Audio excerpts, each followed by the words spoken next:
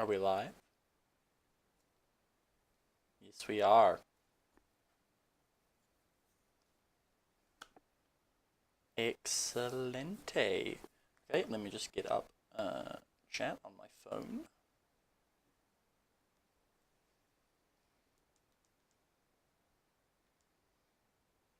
And then we'll be good to go.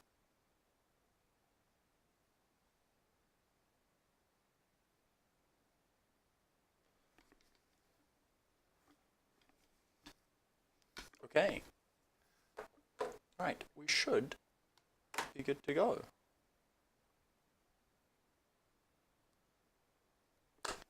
Welcome everybody who is here with me today. Hopefully there's some of you watching. If you are there, just put something in stream chat so I know that you're there. And let's jump right into it. The webcam should be working. So let's just get right into it. So I have been taking with this world that I've been building so far a bit of a mixed approach. There are two general ways you can do it. You can go top to bottom, or you can go bottom to top. So I started off with the starting location of where I wanted to begin. So I created the village of Hartsville. I created some features for different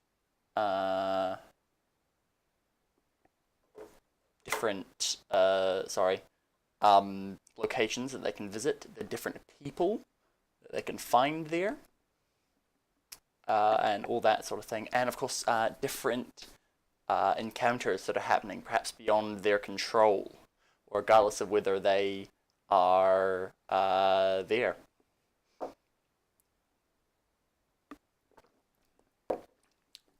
So the best example of that, and this is the kind of first real plot point that I'm building on here, that doesn't necessarily involve the characters, but that is an event that is happening beyond their control, something that is going to happen that will affect the world they're in without necessarily them having an effect on it, which is something I'm really pushing this campaign. The idea of it being an open story. So instead of more linear storytelling, a game such as Skyrim, for example, where the story is set there, right? There aren't really any actions that you can undertake as a character that can change that. This is a real, I feel, the way D&D worlds not necessarily should be run, but I feel like this is the way to get the most. This is the way I prefer the best, because there are different preferences on D&D and the way it should be played. So, the first example I have is of this open storytelling is the adamantine robbery.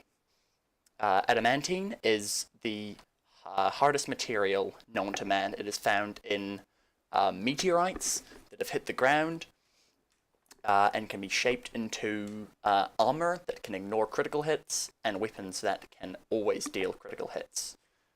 So it's a pretty powerful substance.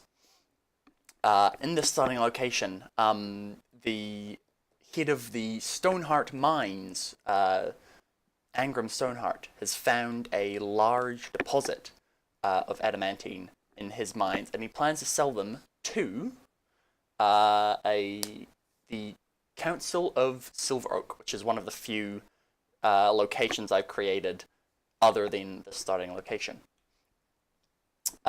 He plans to sell it for a pretty penny, thousands of gold, maybe even hundreds of thousands. But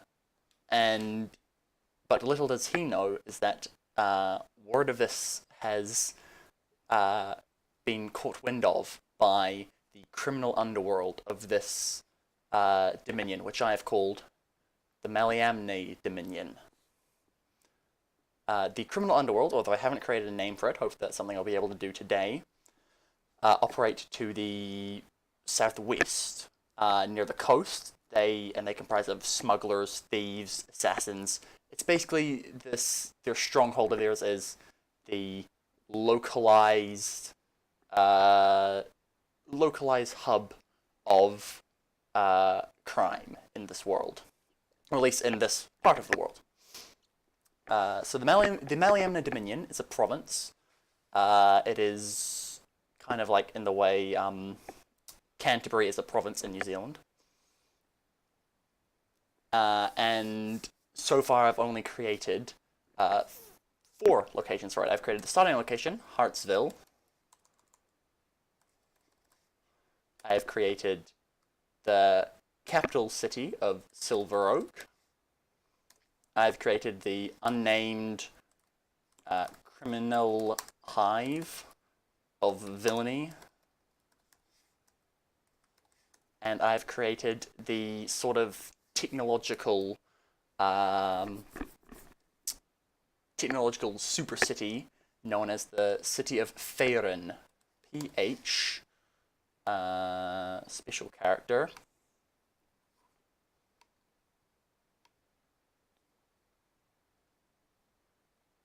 Faerun. There we go.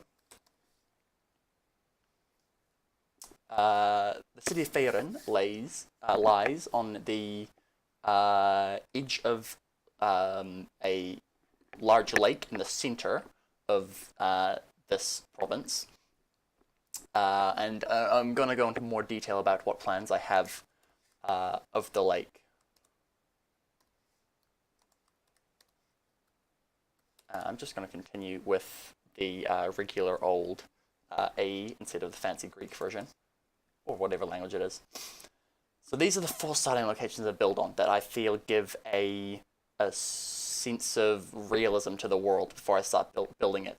And there's a couple of reasons why. Hartsville is a small village, mainly defined for its mines. They are the main source of its production. And I really want it to start off small and humble. I don't want epic beginnings. I don't want the characters to already be adventuring at level 1 when it feels like they're already seasoned adventurers. It is a small village, and it is right next to the border of the Maliamna Dominion. It is in the northeast, the very far northeast, surrounded by mountains. So Hartsville is a very down-to-earth starting location for this. And I want that because I want my characters to start off small and down-to-earth. And I want, because that's the best way. You can go forward, but you can't go back from it, because if I started them already with some epic quest or destiny, then they can't really go back from that, and they can only go forward from here. But from here, they can control the pace of how they want their destiny to be fulfilled.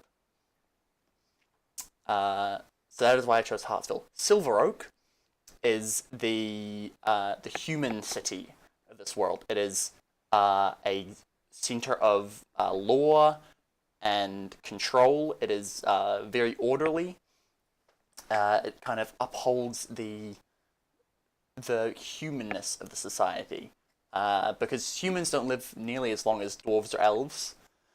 So in exchange for that, they build their great cities and their councils or empires to last for millennia. So Silver Oak is a place that I'm sure my party will be visiting at some point, but perhaps not too soon. Faerun is the complete opposite. Faerun is a scholarly city. It's a place for researchers, for wizards or arcane users to research. It is a place of intelligence, and it is a place of heavy magic. It is the best example I could think of it in the human world. It's all right. Let's go move towards. Faerun is the Wakanda of the the Maliamna Dominion. It is a center of innovation and technology, where intelligence rules over other things like strength or even status of birth, that sort of thing. As for my little criminal hive of villainy, I wanted to have a widespread criminal underworld in this land that just appeals to me. I wanted to have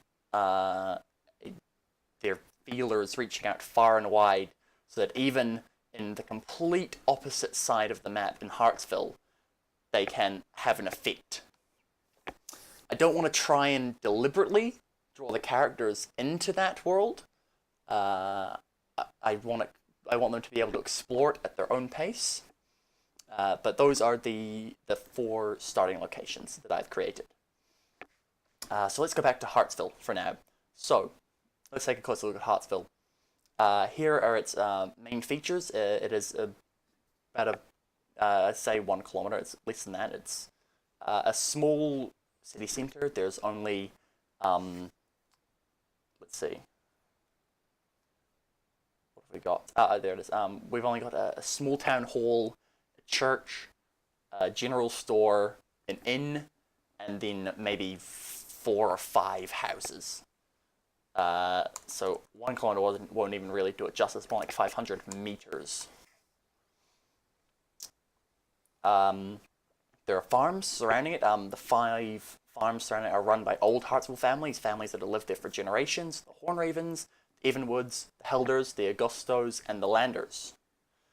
Then there are the mines. The mines stretch for miles eastward of the village, and they are the primary source of income for the village. They are run by the Stonehearts, the dwarf clan, whom the village is named after, Hartsville Stonehearts. Their leader is the gruff, surly, no-nonsense Angram Stoneheart, whose nephew recently discovered the large deposit of adamantine. And then there is the Witch's Hut. And the Witch's Hut is mostly for flavor that I wanted to add in. Doesn't really affect the narrative that much.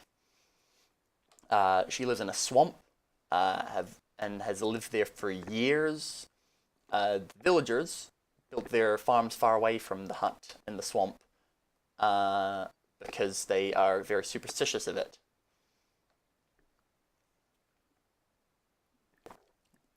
As for the people of Hartsville, I started off with Angram Stoneheart because he's a very easy character to write about. He's your standard no-nonsense businessman. He wants gold. If you're not talking gold, he doesn't want to talk. And he is very protective of this adamantine mine. He has told almost no one of it so far. But what he doesn't know is that his nephew is quite talkative. Gunther Stoneheart, the nephew, jovial, relaxed, curious. I like to do 3 different R.I.P. Knights. Having trouble watching at 720p. Feels bad. I don't know if there's anything I can do about that. What was I saying? I like to do 3 different personality traits about people. Oh, incoming cat. So for Angram Stoneheart, surly, no nonsense, gold driven. Those are his 3 main characteristics. For Gunther, his nephew, jovial, relaxed, curious. He likes to hang around at the inn, getting drunk, and interacting with travelers. The Mayor, Ander Belchrist, male human, down to earth, hardworking, and tired. He works very hard for the health and the town of his people, but with the pressures of this actually being quite a industrious town, with the mines being quite large as they are, he has a lot of politics to sort out. The members of the party, of my characters, will probably not be interacting with him that much. However, he does offer a quest. 200 gold reward if they can slay a pack of wolves that has been terrorizing the herds of the farmers. Up next, we have Father Evander Buckman. haughty, pious, and condescending. He wants to promote the Church of Pelor in the city, but really it's mostly about him elevating his own status. He does not like that fewer and fewer people are visiting the church, and he is sorely missing the collection money, which he has been skimming off of the top of. He's constantly harassing the mayor, another one of the mayor's problems, who wants to do something to bring people back to the church, and he is secretly planning to launch an attack on the store and plans to blame on the general store in the town, and plans to blame the witch who lives in the swamp. Kosik Tealeaf, male halfling, is the innkeeper at the Wolf's Howl. He is enigmatic, good-natured, and helpful. He freely offers information, and he is also a staunch protector of nature. If he finds out that the mayor's task to kill the wolf pack, he will urge the party not to do so, and instead offer a smaller sum of 100 gold to try and find out why the wolves are hunting so close to the village and stop it. He has never seen them hunt so far, and that he says even in the days of his great-grandfather, they've never hunted so close to the village. He thinks something strange is going on, which there is. Bree Tealeaf, female halfling, runs the general store. She is determined, driven, and ambitious. She is the daughter of Kosik Tealeaf. She didn't want to take up the family business of running the inn. She instead wants to move out, and especially would love to set up a store in the city of Faerun. The only problem is she lacks the money to travel. She needs an investment to start her up, and she needs the party to acquire her a horse, because the owner of the largest horse herd, Wolfson Helder, one of the owner of the 5 farms, will not sell to her simply because he's racist. However, she does promise that if they give her help, if they find her in the city of Faerun at a later date and she has been set up, she will reward them. Now up next is Watchmaster Perrin, a male elf, focused, law-abiding, and efficient. He works for the Meliamne Dominion, the Silver Oak Dominion, I guess, and has been assigned to Hartsville as a watchmaster. He runs the town guard. He technically works for the mayor, but in reality, he only really answers to the Dominion. He will avoid the party unless criminal activity is involved. And then finally, Jelana Calabra, also known as the Witch. She is a bit of a trickster. She is a bit sly. She's quite fond of mocking people who come to visit her. She's lived in the swamp only for 84 years, and has only minor supernatural powers, but is an incredible herbalist. She has let people believe that she is a powerful witch who has been living there for years, but in reality, she has not. She is perpetrating this lie deliberately in order for people to just leave her alone. She is able to make potions and other things for the party, but only at great expense. She uses the gold to allow her orphaned granddaughter to go to the best school in Faerun. And now I have some little side adventures for the party to go on in this town. Something to perhaps draw them into the world a bit. The first is the wolf pack. The pack has been taken control of by a corrupted dryad. The dryad has been corrupted by pollution caused by the runoff from the Stoneheart mines. The river, which is next to her willow tree that she is tied to, has been incredibly polluted. And she's using the pack to try and get revenge on the villagers of Hartsville. So they will be able to track the wolf pack down, find the dryad. If they have a druid or a ranger, someone who can use nature magic with them, the dryad will attempt to communicate.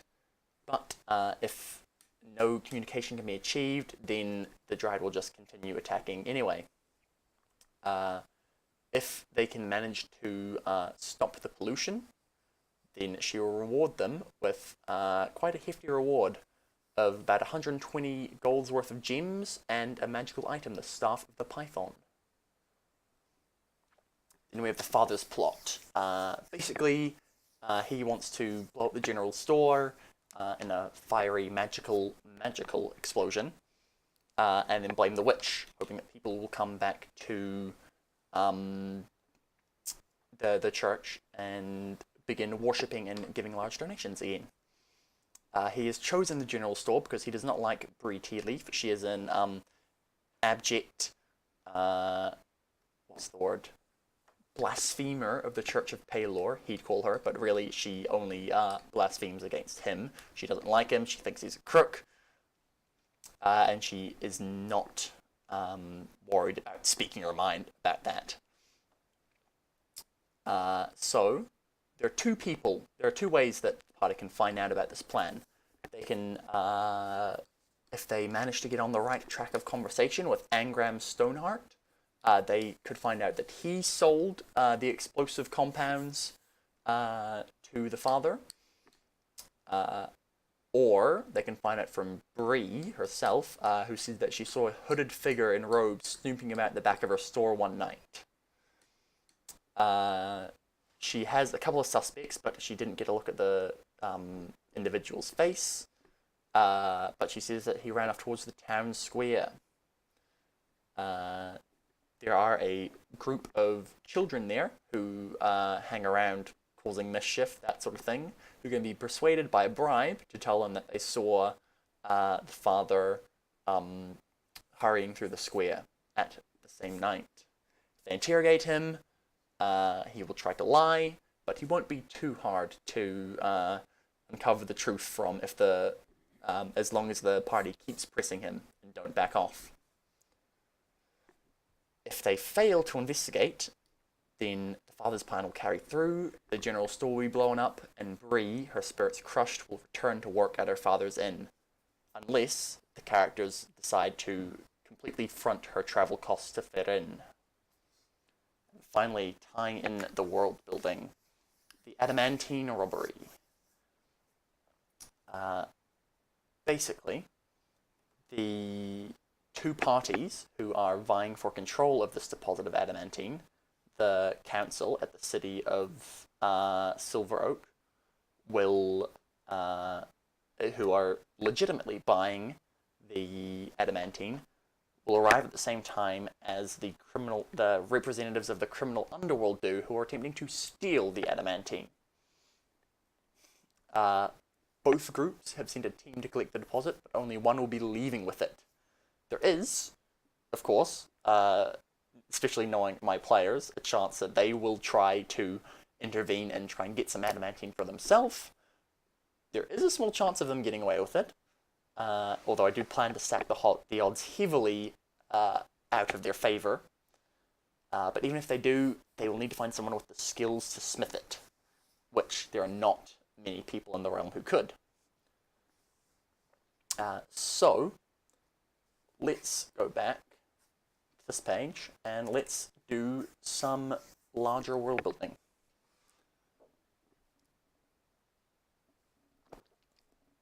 So let's start off with, we've covered Hartsville.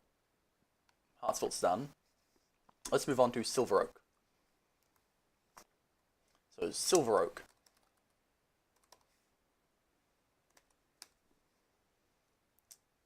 Is a center of humanity. Now, when I say that, let's go back a bit to some ideas I've got going around in my head. It is center of humanity about 3,000 years ago. It's a rough idea I have in my head. The elves traveled across the sea and came to this land. It was not called the Maliamna Dominion back then. It was only inhabited by the native inhabitants of dwarves, although the dwarves mainly, and still mostly do, kept to the mountains in their cities of stone. There are also, of course, beasts roaming the wilderness, wolves, bears, and other more threatening things, trolls, ogres, giants, that sort of thing. And it was when the elves came, they reached a general peace with the dwarves, mainly because the elves had no interest in the mountains, and the dwarves had no interest in the rest of the land. So the elves remained for another 1,000 years, 2,000 years maybe. So actually, let's put this under. Let's get rid of this. So.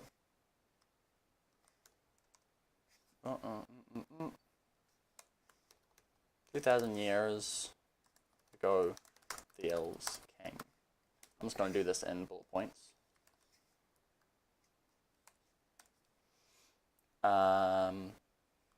Lived separately from dwarves.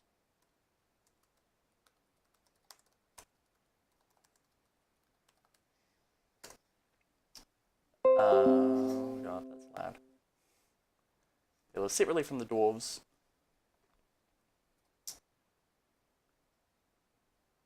Hang on, I just had a thought.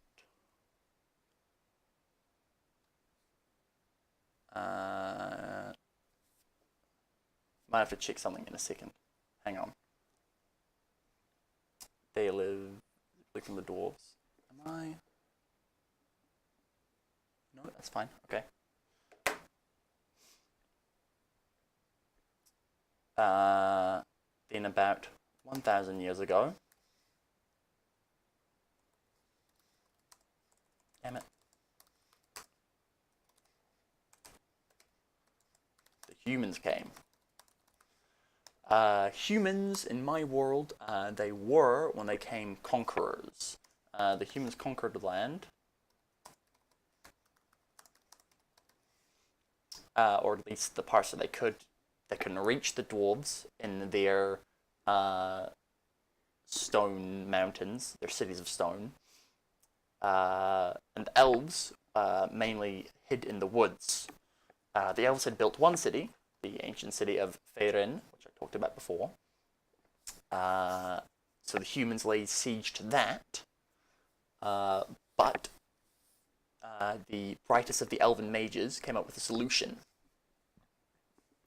They cast a powerful spell that raised the city 1,000 meters above the ground on a giant pillar of earth, where it still remains to this day, held up by magical means, of course, because the laws of physics, etc., don't work. But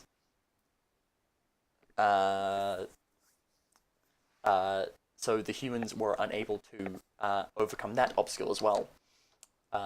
So they turned to the elves' homelands in the woods. Now, they didn't want to fight them directly in the woods, so instead they sort of tried to win the war of attrition. They started cutting down the woodlands, which is why the Maliamna Dominion now is mostly plains. They cut and they burned down the large sections of forest land that used to cover this land.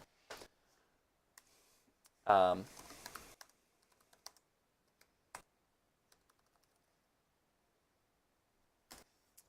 burned down the forest, and eventually the elves were forced to surrender.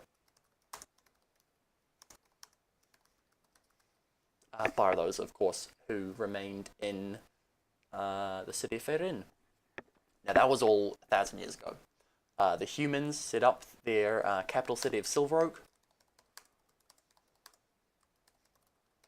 and they called it Silver Oak, named after the gigantic, and I'm talking like, you know, like really gigantic, like skyscraper level oak tree. That's leaves were entirely silver. Not like the metal silver, but the color of silver. They set that up as their capital city. and then started creating the Dominion. Meliamna, in the Elvish language, is Silver Oak. So this is actually the Silver Oak Dominion. I may change the name. This is still early stages yet. That's just what I'm going with now. They set up the Lore Masters and the Watch Masters, who oversee the individual towns and villages. They set up in other places, in larger settlements. They set up embassies for politicians to reside. They basically formed a central government, similar to what we have today in Australia and New Zealand. And it is a democracy nowadays. For a while, there was a brief period of about 100 to 200 years of kings.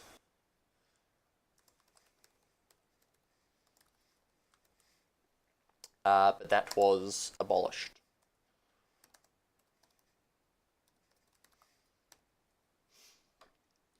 So now there is a central democracy. Sorry, I'm really bad at speaking and typing at the same time. So the council of Silver Oak,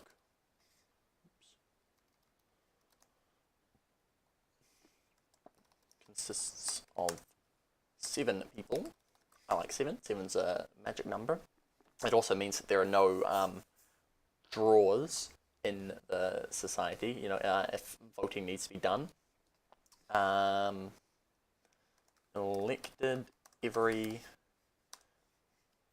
4. Actually, no. Let's go for 7 years. I like the number 7. So.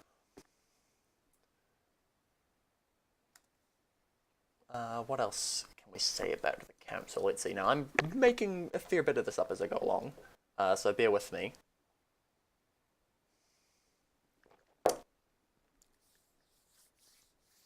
Okay, let's leave the council there for a while.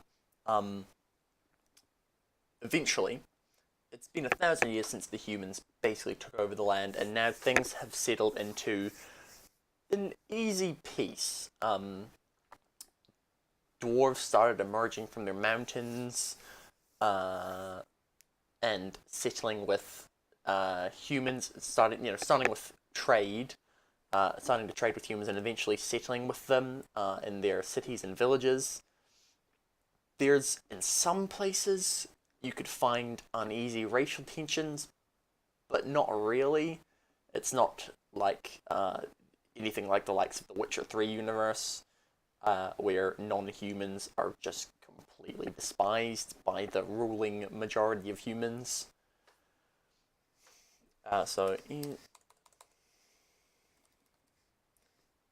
This is so much of an uneasy peace. It's fairly peaceful.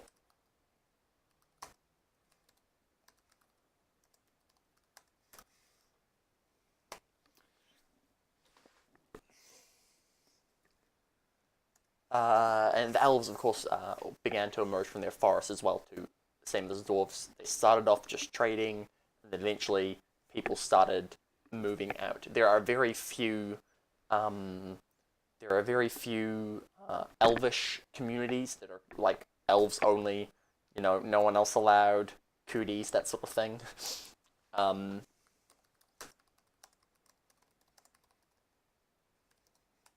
Elves. They mostly reside in the forests to the south.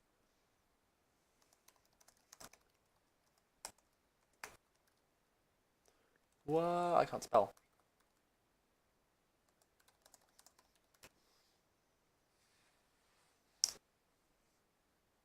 And then, of course, the Dwarvish lands, Dwarvish kingdoms.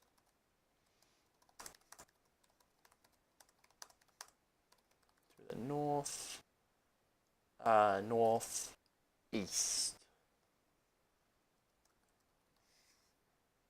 Spell mountains. What? Oh, right. It's like Dwarvish either. It's racist.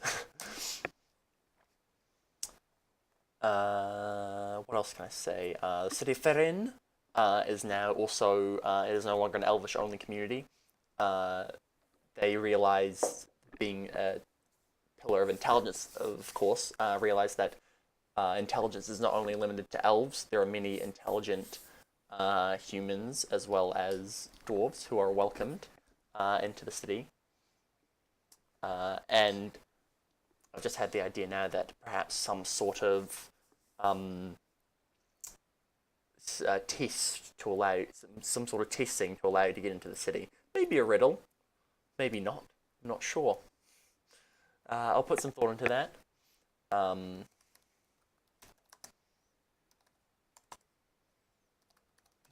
to allow. So any magic users, of course, are welcome in the city of Ferrin, as long as they do not disturb the peace.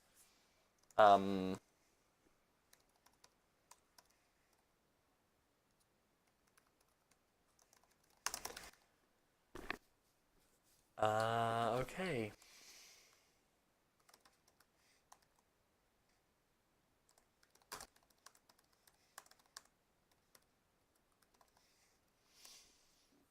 Okay.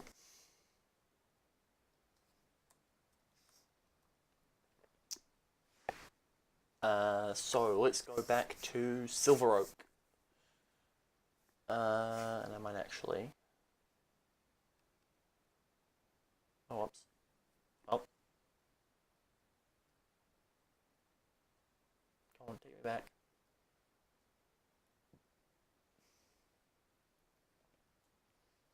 Let's make a new one.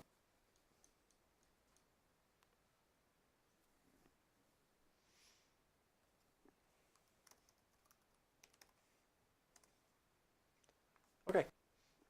So, Silver Oak. Silver Oak is going to be quite larger. Silver Oak is going to be about. It is a octagonal shape. I've already decided, about 10 miles wide or so. So.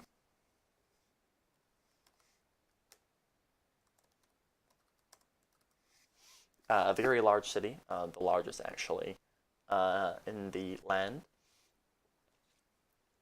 Central Democracy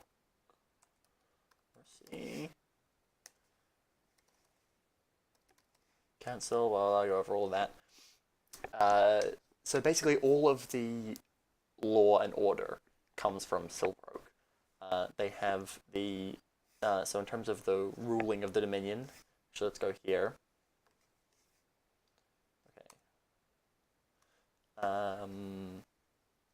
What's what I'm looking for? Dominion law.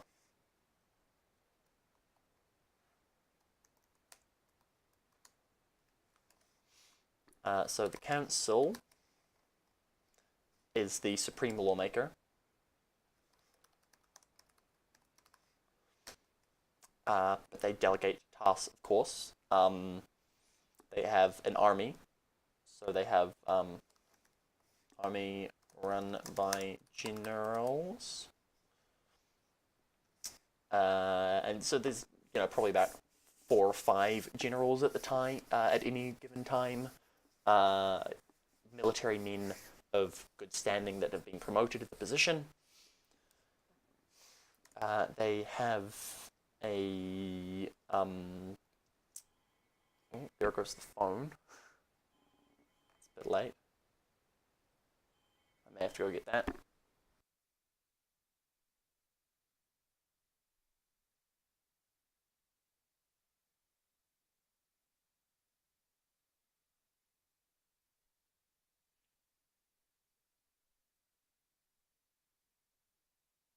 No, we're good. Sorry about that.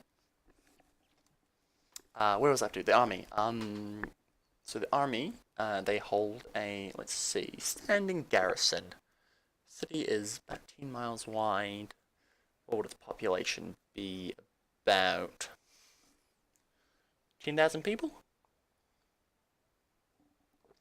Probably more than that. 50,000? 100,000? Let's go with 100,000. Yeah. I'm not sure about the logistics of that. 100,000 people. So let's say they keep a standing garrison at the city of 1,000, 5,000 soldiers.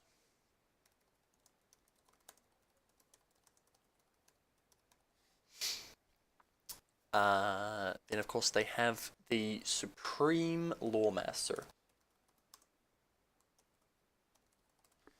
So the Lawmaster and the Lawmasters are an organization that the council have delegated to delegate law in the different villages and other cities around this realm. So kind of like the old English law system, the old English common law system of every town would have a judge, and the judge would have cases brought to them, and they would decide what to do about that. So the Lawmaster, the Supreme Lawmaster, is basically in charge of all of those people. He is their boss. Now he'll delegate, other things too, but he is the Supreme Court judge for the city of Silver Oak as well. So he will usually be found at the court all day, pretty much, 9 to 5, dealing with the most important cases that have been brought in front of him.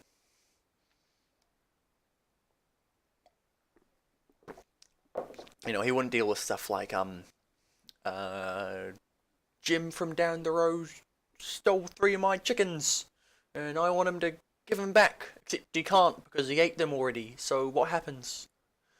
He's dealing with stuff like aggravated assault, murder, treason, spying, things like that. He'll deal with anything to do with my unnamed criminal underworld, and he delegates out to the regular lawmasters, who are the judges. Basically, the lawmasters, they reside in the villages, and they delegate the law. They, make judgments on cases. But they will also be tasked to investigate any goings on,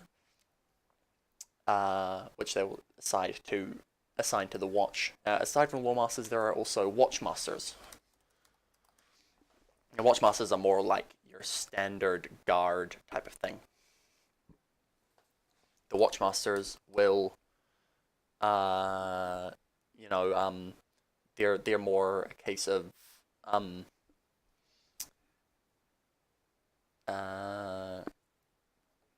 dealing with more common day-to-day stuff.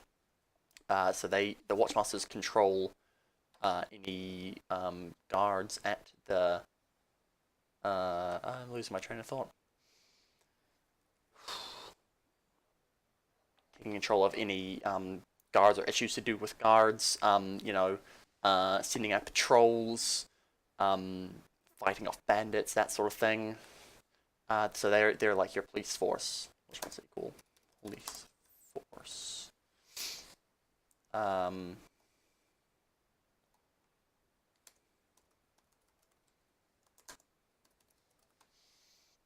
And there's also a Supreme Watchmaster,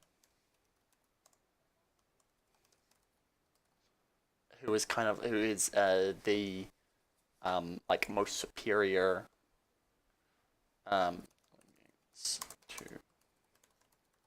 So he's like the Watchmaster for the city of Silver Oak, which is a pretty big job. Obviously, he has some delegation for that as well. Other than that, the city of Silver Oak is essentially there are inns, taverns. It's also a city for people, right? But they mainly use the main purpose of the city of Silver Oak is to be the center of law in this realm, which is why I can imagine my party might be avoiding it, just because I know my players. But I've got to create it anyway. I'm sure there'll be a reason for them to go there eventually.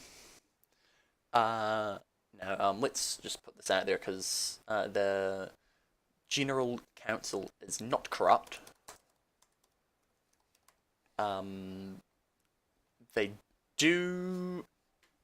They look out for the welfare of the Meliamna Dominion.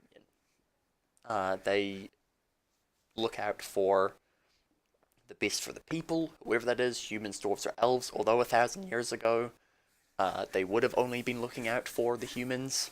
That has changed. A lot changes in 1,000 years. So that is one of that. They are generally a force for good, but they're really lawful good. Like, really lawful good. Like, this is the law, you follow it, or you're on my bad side, and you don't want to be on my bad side.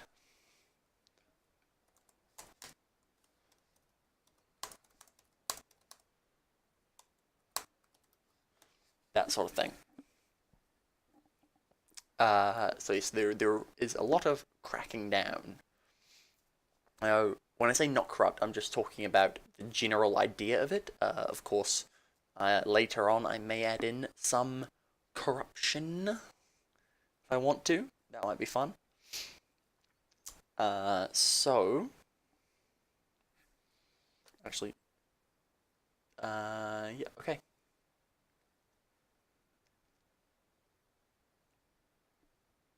Let's actually remove that's not a necessary point there. So that is the law of the Dominion. It's basically similar stuff to what we have now. Do not kill, do not steal, don't drink and drive, don't drink and ride horses. Probably not, but what else can we say about the Dominion? Let's move on to an idea I had about Lacferin.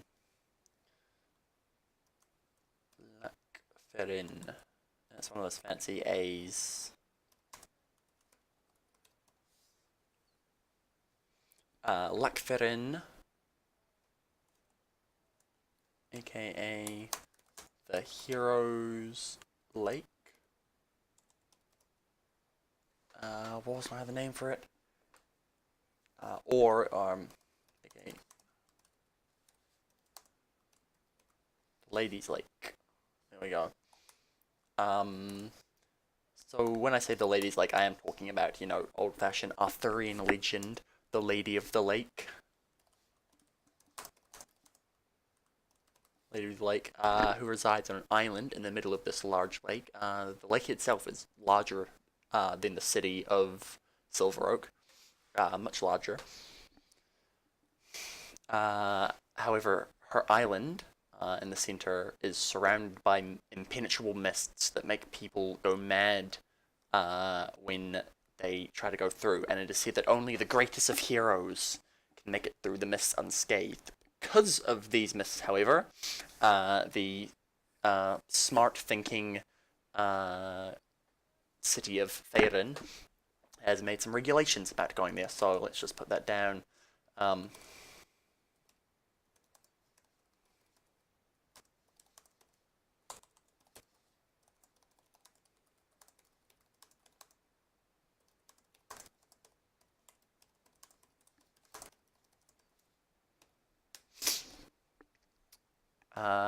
So, City of Faerun has made it illegal to travel into the mists. So they've set up boat patrols, and and plus other magic wards. Plus, oh, let's go really overkill here. Let's say if you don't have a authorized boat with a special magical rune on its bottom, say, then you will be attacked by a kraken or something similar. And this is why I always keep my handy monster manual around so I can look for things like that. I can go, let's see, what kind of monster would I like to chuck in this lake? Obviously a kraken would be fun, but maybe a bit dangerous. Kraken on page 196 is a very dangerous beast. Our sheep blows. Challenge rating 23. So a party of 4 23 level players, which is actually impossible to reach. You can't go above level 20 in 5th edition D&D. Not by the standard set of rules anyway. You can make your own rules about that. Party of 4 level 23 players would have a challenge fighting this thing. It has a lot of hit points and a lot of other bad stuff. So maybe throwing a kraken in there might be a bit dangerous. But I can look through and I can find some other creatures that I may want to defend it with. I'm thinking a slightly lower but still equally creepy monster would be an aboleth. An aboleth is a space type creature, an extra dimensional entity that used to basically control the worlds. Apparently they existed before the coming of the gods. They lived in primordial oceans and underground lakes. Perhaps maybe the city has managed to harness an aboleth as its guardian. And I'm liking that. That is a much lower challenge rating. That is a challenge rating of 10. So if the players can get to level 10, they would be able to make it to the lake without fretting. And that's kind of the area I wanted at. I want the lake to be, you know, quite a higher level area for them to go. But there's a possibility that they could make it there earlier.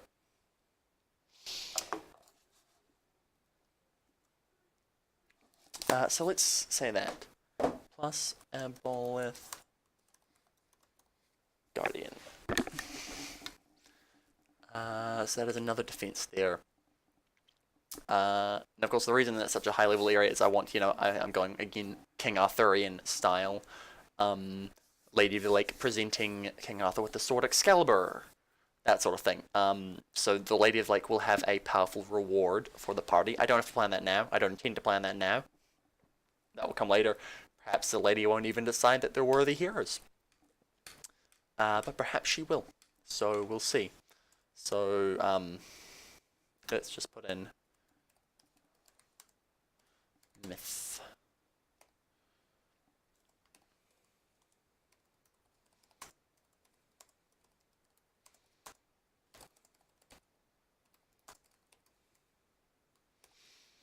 And just for fun, because this was another idea that I was tossing around inside my head, was that the Lady of the Lake could be an angel. Now there are 3 types of angels in the Monster Manual. There is the Diva, the Planetar, and the Solar. Now the Diva is challenge rating 10, so that makes sense to go with that. But I feel like I want the Lady of the Lake to be more powerful than that. I feel the Planetar is challenge rating 16. Planetars are the weapons of the gods that they serve, which is the idea. But then there's the Solars. And I really like the idea of the lady being a Solar. Godlike in their glory and power. Their sword flies around the fray on its own. A single arrow can strike a target dead on contact. That's the kind of idea I want to instill of the power of this creature. just to make it interesting. Now, Solar's challenge rating is 21, but the thing is, you can, especially with intelligent creatures, and this is great, it's really easy to nerf intelligent creatures. Because intelligent creatures, and this is intelligence of 25, intelligent creatures can hold themselves back in a fight. An intelligent creature, like a Solar, especially if it is a possibly mostly benevolent creature, like the Lady of the Lake, especially if she finds the characters worthy, could easily not go at the party full strength and go at their level to test them. So instead of maybe, and an easy way to do that is the lady not using her legendary actions to teleport, do a searing burst of magic, or a blinding gaze. Or maybe not use the healing touch on herself or the slaying longbow. Yeah, so instead of... See, this is just amazing. Slaying a longbow. If the target is a creature that has 100 hit points or fewer, it must succeed on a constitution saving throw or die. So I think that's a good idea. And nerfing intelligent creatures to be less powerful just because they want to be is always fun. I'm running the Curse of Strahd adventure for my friends at the moment, and that was really fun, throwing a level 4, challenge 14 monster at level 4 players and having him just kind of laugh at them as they try to attack him. He could have easily killed them, but he didn't want to yet. It's that sort of idea. So...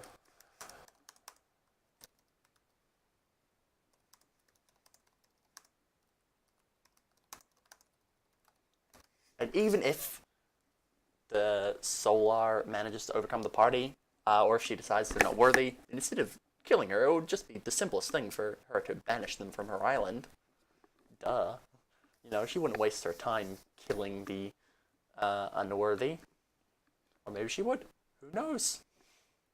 Maybe the party will have to beat a hasty retreat.